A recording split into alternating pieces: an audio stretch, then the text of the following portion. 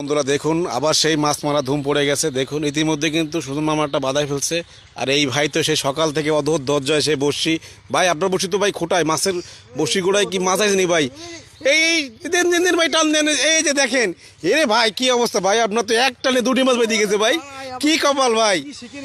ভাই ভাই আপনারা দেখেন, অবিশ্বাস হলো সত্য, দেখেন এক টানে তার দুইটা পুঁটি মাছ, সাংঘাতিক, তাও তরতরে তাজা মাছ। দেখেন এটা কিভাবে বাঁধলো ভাই? কারণ তো এই কোনো টেকনিক দিচ্ছেন নাকি ভাই? ভাই 20 বছরের অভিজ্ঞতা। আচ্ছা আচ্ছা আচ্ছা, আমরা বুঝি যে কোন মাছে কি খাবার কতটুক দিলি কয়টা বাঁধতে পারে। আচ্ছা আচ্ছা, হ্যাঁ দর্শক আপনারা দেখুন, এই যে সেই ব্লু কালারের গেঞ্জি পরা যে ভাই, দেখেন ইতিমধ্যে কিন্তু এক টানে, অবিশ্বাস হলো সত্য, এক টানে দুইটা পুঁটি মাছের মুখে বাঁধাই ফেলছে বসি। দেখুন এত সময় কিন্তু তার বসি কোটায় নাই। এটা কিন্তু সবাই পারে না ভাই।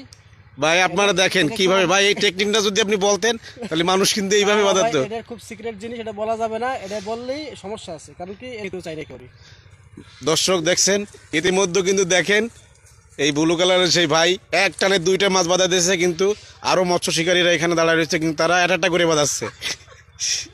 আসলে এটা কিন্তু একটা টেকনিক ভাই, সে কি কি আদা দিচ্ছে। এই যে দেখেন, এই যে দেখেন, এই যে হয়তো আপনারা ভাবতে পারেন মিথ্যে, দেখেন এই যে এটির মধ্যেও আরেক টান দিয়ে আরেকটা বাঁধায় ফেলছে মাছ।